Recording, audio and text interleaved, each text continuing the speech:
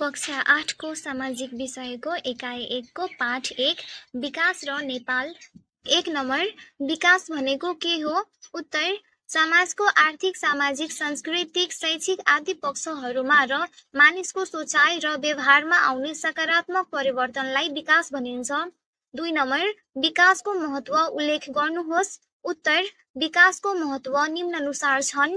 क मानिसको जीवन स्तर सुधार हुन्छ। ख मानव जीवनलाई सरल र सहज बनाउँछ। ग भौतिक पूर्वाधारहरूको विकास हुन्छ। घ सामाजिक न्याय स्थापना गर्न मद्दत गर्छ। अङ्ग शान्ति सुरक्षाको प्रत्याभूतिका साथै स्रोत साधनको उचित प्रयोग हुन्छ। च रोजगारीको अवसरमा वृद्धि हुन्छ आदि।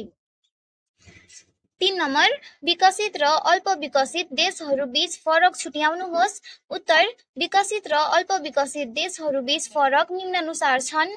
विकसित क औद्योगिक विकास, शिक्षा, स्वास्थ्य तथा रोजगारीको सुनिश्चितता, सामाजिक न्याय तथा समृद्धि कायम भएका देशहरूलाई विकसित देश भनिन्छ।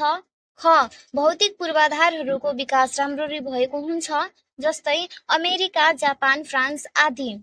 अल्प विकसित क जनसङ्ख्या वृद्धि, राजनीतिक अस्थिरता, बेरोजगारी र उच्च परनिर्भरता, शिक्षा, स्वास्थ्य तथा सामाजिक न्याय आदि अवस्था कमजोर रहेका देशलाई अल्प विकसित देश भनिन्छ। ख भौतिक पूर्वाधारहरूको विकास राम्ररी भएको हुँदैन, जस्तै सोमालिया आदि। सामुदायिक कार्य तपाईको समुदायमा भएका विकास निर्माणका कार्यहरू कतिको गुणस्तरीय र टिकाउ खालका छन्? अवलोकन गरी कक्षामा प्रस्तुत गर्नुहोस्। उत्तर हाम्रो समुदायमा भएका विकास निर्माणका कार्यहरूको गुणस्तरीयता र टिकाउको अवस्था निम्नानुसार छन्। खानेपानी नियमित आपूर्तिका लागि ठाउँ ठाउँमा गुणस्तरीय र टिकाउ हुने धारा जडान गरिएको छ।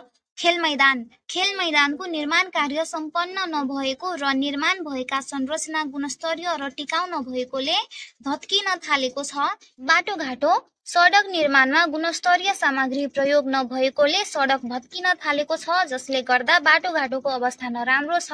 ढल निकास सबै ठाउँमा भएको छैन र भएको ठाउँको अवस्था टिकाउ योग्य छैन।